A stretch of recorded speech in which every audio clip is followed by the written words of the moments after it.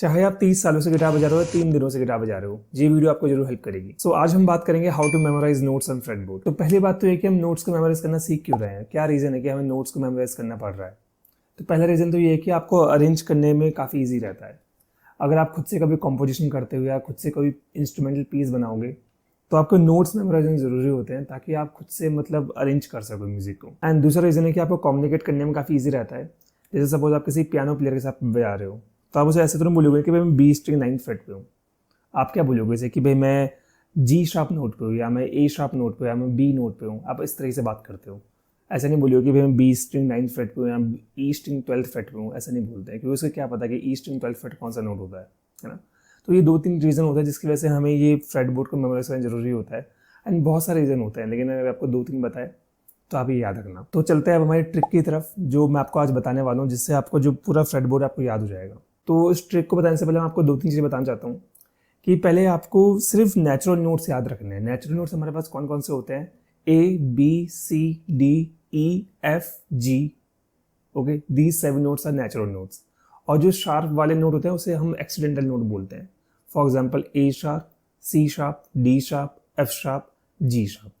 ये 5 होते हैं एक्सीडेंटल नोट। और A B C D E F G ये होते हैं हमारे 7 नेचुरल नोट्स। तो अगर आपको नेचुरल नोट्स याद होगा तो एक्सीडेंटल नोट आपको ऑटोमेटिकली याद हो जाएंगे। तो अभी हम चलते हैं ट्रिक की तरफ। तो आपको क्या करना है, जो ई स्ट्रिंग होती है आपकी, आपको इसमें बस 4 नोट याद रखने हैं। कौन कौन से नोट? F, G, A and B. Okay, F G A and B. And कौन कौन से नंबर पे? फर्स्ट पे, थर्ड पे, फिफ्थ पे एंड 7th पे। सारे ऑड नंबर में होते हैं। 1 3 5 7 एफ जी ए बी। काफी इजी है रिमेंबर करना, राइट?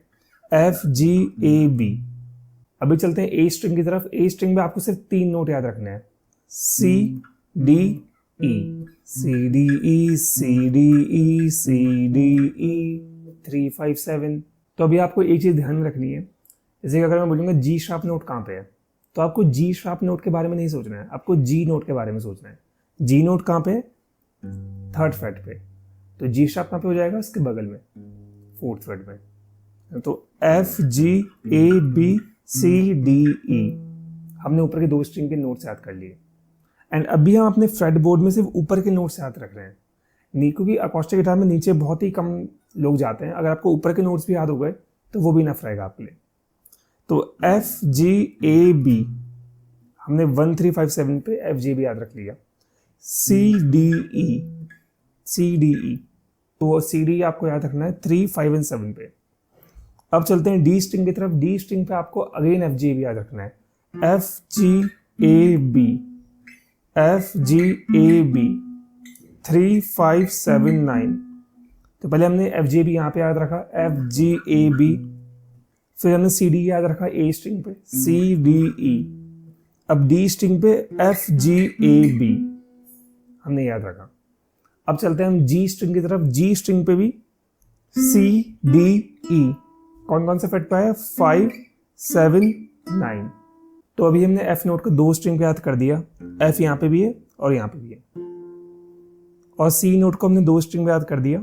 सी यहाँ पे भी है और यहाँ पे भी है। तो वैसे ही जी नोट को भी 2 स्ट्रिंग पे याद कर लिया। जी जी, ए ए, बी बी।